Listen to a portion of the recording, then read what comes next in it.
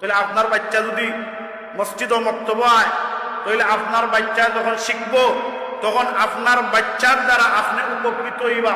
ইজা মাতাল ইনসানু ইনকাতা আনহু আমালুহু ইল্লা মিন সালাস আও সাদাকাতিন জারিয়া আও ইলমিন ইউনতাফাউ বিহি আও ওয়ালাদিন সালিহিন ইয়াদউ লাহু।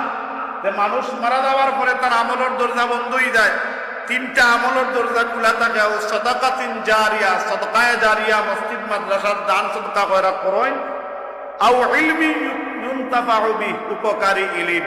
যদি আপনার বাচ্চারে আপনি যে ইলিম দ্বারা আপনার বাচ্চায় উপকার লাভ করবো, ও ইলিম দ্বারা আপনি মারা যাওয়ার পরে আপনার বাচ্চায় কোরআন তিলাওয়াত করবো, আপনি কবর হুতি হুতি এটা সওয়াব অর্জন করতে পারবা। সুবহানাল্লাহ।